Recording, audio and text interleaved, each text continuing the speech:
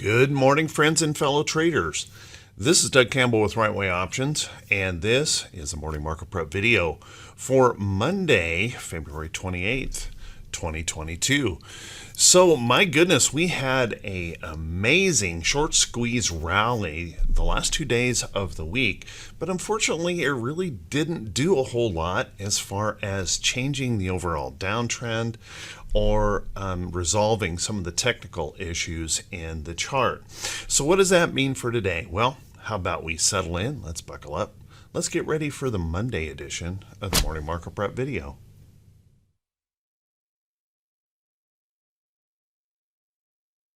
Good morning once again, everyone. I hope you all had a wonderful weekend.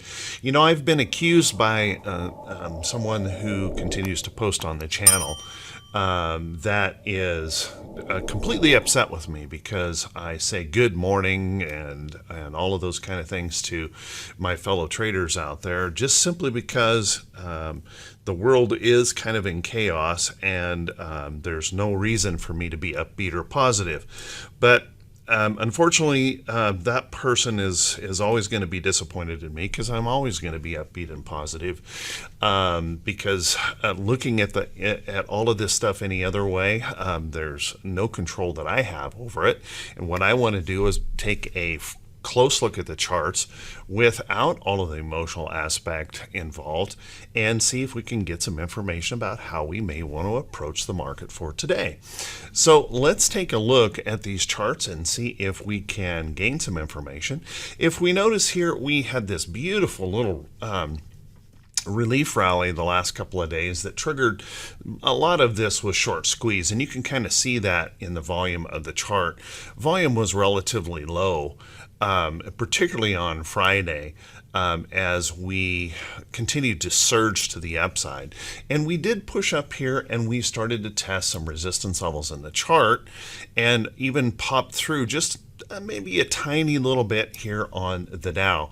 Unfortunately, guys, even though that is nice to see and it was nice to get a little bit of relief in the selling pressure, let's keep in mind it has not changed the overall downtrend in the charts, and that we still have to deal with all of these resistance levels above in the chart. So hopefully you were careful and cautious on that, didn't overtrade because of the uncertainties that still remain out there with the Russian-Ukrainian thing going on.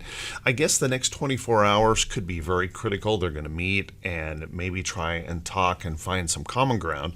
That certainly could change things and improve things, but I got to tell you guys, we still have ugly technical patterns here in the chart to deal with. So we've still got all of this price resistance above and that downtrend that is still challenging us. And unfortunately, this morning we're looking at a pretty substantial gap down this morning, although it has bounced off of the lows of the overnight. I would not rule out a possibility that we would retest those lows of the overnight, however. So let's take a look here. If we can rally back and defeat some of these resistance levels in the chart, keep in mind we still have that downtrend in play here where we could continue to show some failure in the chart. And if we find those bears re-engaging and pushing down, let's keep an eye on this area right in here. A failure back under there could be a problem for the market, particularly psychologically. It could be pretty damaging, so watch that closely. And then taking a look at our technicals, they're obviously pretty bearish in these technicals. Our 34 EMA down through the 200. We will quickly see that diamonds be pushing down that 50 through the 200 unless something amazing changes here. We're going to have the death cross coming here on the diamonds, maybe even before the end of the week. So watch that closely.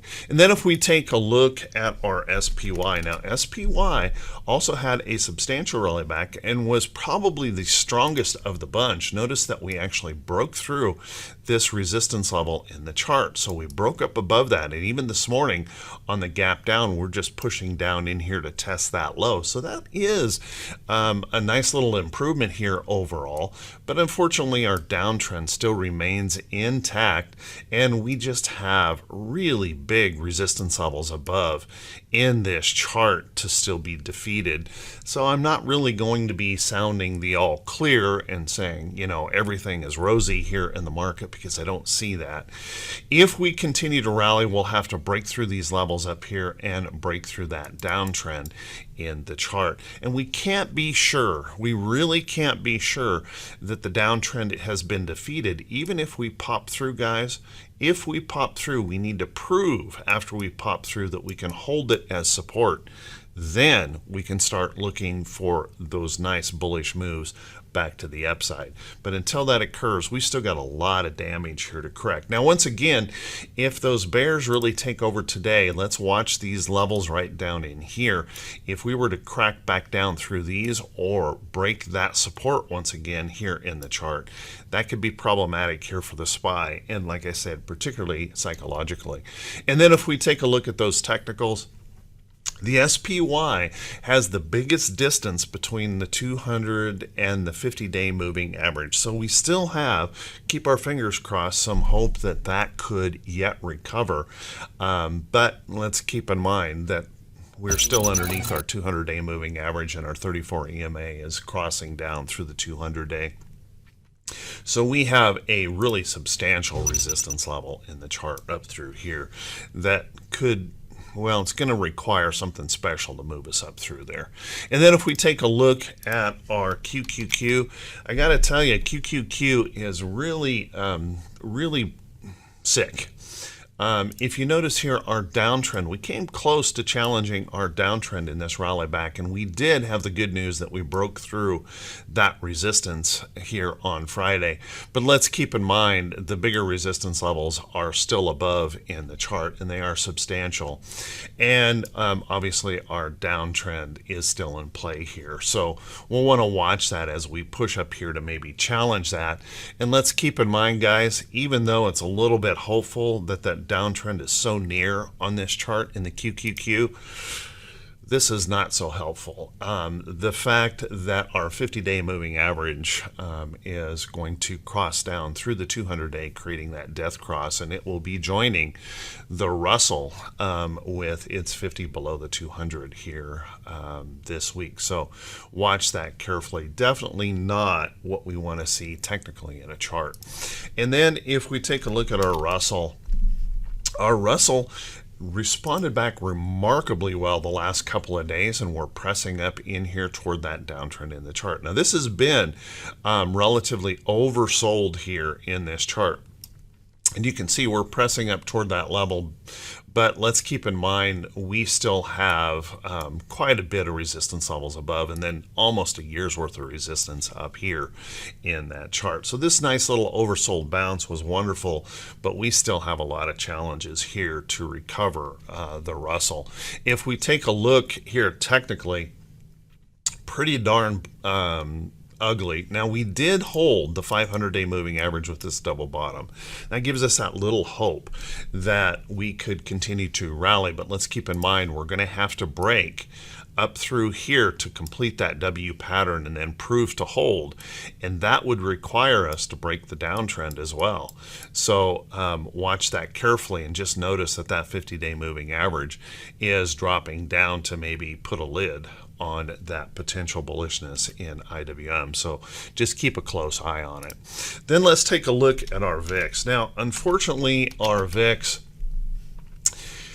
well, didn't resolve anything. Even in the 2-day rally, it really didn't resolve anything. Notice that we did relieve the pressure, which was nice, but notice that we are still maintaining upside trends here in our VIX. And fear remains high. So we're up here, not quite a 30 handle, but we're holding well above this price support level in here around the 25 handle in that chart. And this morning with the sell-off, we are likely to see this fear bounce back up a bit. So keep a close eye on that. Fear is still with us. High volatility is still with us. If you're an option trader, those options are getting very, very expensive with the high volatility, the wide bid-ask spread. So I'm going to caution you to be very, very careful. Let's take a look at our T2122. Now, the T2122 indicator, I get lots of questions on this, but really all it is a 4-week new high, new low ratio. If you can see it right there, 4-week new high, new low ratio.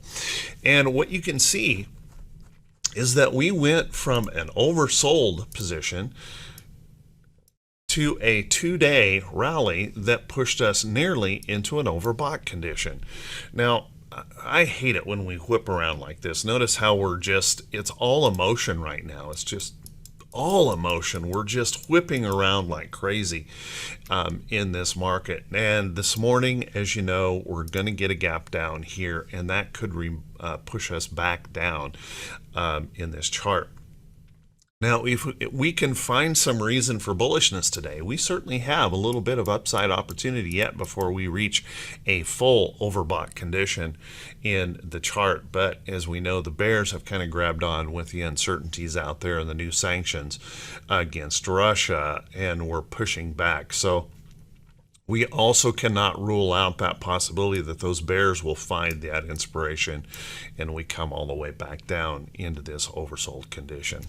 Let's take a look at our T2108. Now, T2108 had a nice improvement, and there is some good news in this chart. The good news is, notice we have this area of support in here, and even with that heavy selling that came in toward the middle of the week, we held this higher low in the chart. So we have this little tiny higher low in here, which gives us just that little bit of hope. Now, will it get dashed against the rocks here today? I don't know. But we do have to keep in mind that we still have a substantial downtrend in T2108, and 34% of our stocks are holding above their 40-day moving average. Not exactly a bullish picture in that market yet, but there is that improvement. And then if we take a look at T2107, we also had that hope in here because we held this higher low in T2107, but unfortunately we still have massive levels of price resistance above for this to defeat, and this huge downtrend that still has a lot of work to recover from. 32% of our stocks holding above the 200-day. Again, not exactly a bullish sign for the market, but an improvement over what we've seen, what we saw earlier last week. Let's take a look at our T2101. As I was suggesting, this T2101 was kind of giving us the clues of a big move. I didn't know if it was going to be up or down, and you can see we did elevate on that rally the last couple of days, but notice last Friday, it started to pull back once again with those volumes declining, which really shows that uncertainty for that upside move and really the pressure of the upside resistance in the chart. So keep a close eye on that T2101. Kind of an interesting chart at the moment. Let's take a look at our economic calendar for today. In our economic calendar, we got a couple things. This week is going to be a real interesting week on the calendar. If you notice right here today, before the bell, we're going to have international trade in goods. Now, this is the advance number out there, and we've been largely ignoring our international trade numbers, which came in last time at a brand new record deficit. So we'll want to watch that closely to see if that improves a little bit this week. But I'm not going to hold my breath on that. We've kind of been ignoring that for a long time because the U.S. just imports everything pretty much anymore. We don't make a whole lot. So watch that closely. And then we've got the Chicago PMI here later in the day. We got some retail, advanced numbers in here that, potentially could move us around, but that's about the size of it for today. But then for the rest of the week, oh my goodness, on Tuesday, guys, you know how tenuous these have been. The PMI and ISM manufacturing numbers have been a little bit of a concerning area. So we'll want to watch those closely. Those well, those could be kind of interesting tomorrow. And then we've got ADP coming in here on Wednesday with Jerome Powell speaking in Congress for the next couple of days. So we know how that can be a little bit, well, create some volatility in the market. And right before that, we have a couple other Fed speakers. We all know James Bullard is probably the most hawkish, pushing for a 1-point increase in interest rates. And as we progress through the week, then, of course, take a look over here. We have got jobless claims, productivity, and costs. And then we're going to finish up the week over here with the employment situation. So busy week on the economic calendar. Now, on the earnings front today, we also have a busy day with around 200 companies reporting. And if you guys want to catch the full list of notables, make sure you click the link just below the title of the video. That'll take you back to the morning blog where you can get that full list of potential notables. Now, keep in mind, guys, although we have these notables, they're not exactly what you would call market moving reports. We're starting to kind of run out of those market moving reports as we wind down earnings, but just kind of keep that in mind. Now let's take a look. We've got DDD will be reporting today. We've got AMBA. If you like some of these semiconductors, it's really been kind of interesting how we're so short on chips, but we just can't seem to get any of these semis moving here in the market to the upside. So keep an eye on that as it reports. BLNK will be reporting today. We'll hear from Ride today. We'll hear from HPQ this afternoon. So keep an eye on that. OKE, got a little oil and gas in there, and that's been one of the strongest sectors here in the market in oil and gas. So keep an eye on that. And then WDay will be reporting today as well. So keep an eye on that. And once again, if you want to catch the full list, click that link just below the title of the video. That'll take you back to the morning blog, and you can get that full list of stocks. So how about we take a look at maybe some things that could be setting up. But before we do that, guys, if you could do me a quick favor, if this is the first time you've seen these videos, if you could please click that subscribe button on YouTube and also click that bell icon when it pops up so you'll be notified every time I post a video. And if you find these videos to be useful and helpful in preparing you for the day, if you could please click that thumbs up button and leave that brief comment. And I just have to say thank you so much to everyone who does do that, and for the folks that are sharing these videos out on your social media feed. That helps the channel to continue to grow, and you guys are truly awesome. Thank you so much. Never in my wildest dreams would I have thought just some common sense, no prediction content reach this kind of support. So I truly, truly appreciate it, you guys. Now, if you have supported the channel through the Buy Me a Coffee link, I think later this week, you are going to, well, I'm going to do some testing on some live training out there in the market. So you may want to keep an eye out for that here coming up. I'll get an announcement out as soon as I'm prepared. And then let's take a look at some of these stocks that could be setting up. And please keep in mind, guys, that these are not necessarily stocks that you want to just run out and buy. You should never ever blindly follow anyone else's trade ideas. These are just something you might want to put on a list and maybe consider. Let's take a look at a couple things in here. Penn National. Now, Penn National had some volatility here recently, bounced down pretty hard and then bounced right back up. And notice we're up here testing that resistance level in the chart. And although we have lost this little upside trend in this chart, I would still keep an eye on this, that possibility that this could pop through, breaking this level of resistance in the chart. And this happens to be a pattern that we call a rounded bottom breakout. And oftentimes it takes us a little bit of time to drag that 50-day moving average out here and flatten out. That gives time for the shorter term averages to cross up.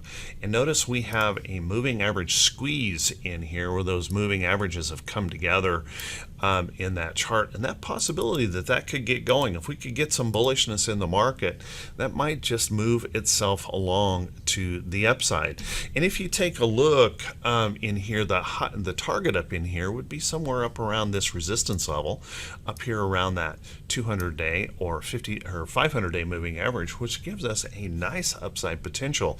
Now, please keep in mind it won't go up there in a straight line, but if it does start moving up there, we'll look for that to be the ultimate upside target. So looking pretty good on PIN.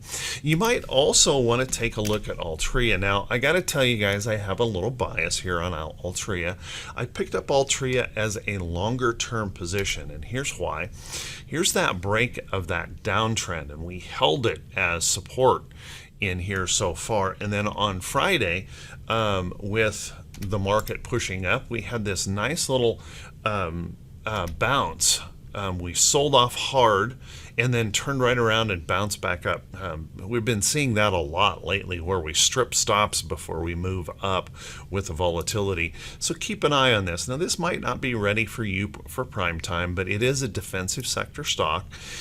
So I'm holding this for the longer term, with trying to catch the dividend yield and things like that in this chart. But I like this pattern, and I've done this multiple times in charts, and they quite often pay off. So keep an eye on that. Also, I want to mention the potential, guys, that you may want to be thinking a little bit of both sides of the market. As a matter of fact, on Friday, I added some short positions to the market by using credit spreads. And if you will look as we push and approach resistance levels in the chart, we could make some pretty good money on the pullback. Now, this reversal this morning is going to pay off pretty good just in over the weekend hold on those credit spreads. But let's watch those closely. So it may be a good idea, guys, to start looking for those bearish potential trades as we push back toward resistance levels and downtrends in the chart. Look for those possibilities of those failure trades where we can pick up a short. Now, I know a lot of folks aren't comfortable shorting all that much, but I gotta tell you, when the market is downtrending, you can make money faster if you are on the short side of the market, because when markets fall, we know they just take off and fall. So keep a close eye on those charts that could be failing as we rally back toward 200-day moving averages. Look for those failures as we rally back toward those 50-day moving averages. Look for those potential failure patterns, because they can be very productive. As a matter of fact, this has been a fantastic year for me so far in the market, and for a lot of folks in Right Way Options, because we have been prepared and we have been watching for these potential moves. So just kind of keep that in mind as you're looking for some trades here in the market. Couple others I want to mention here, guys.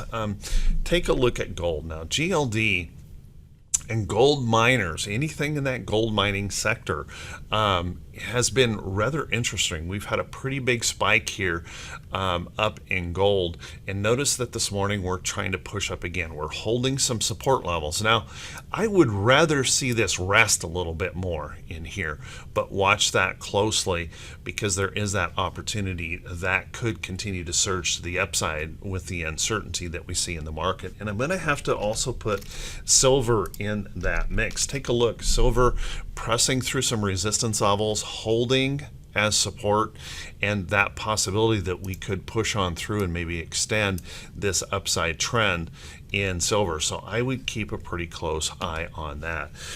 You might want to put FCX if you want to be long FCX. There we go.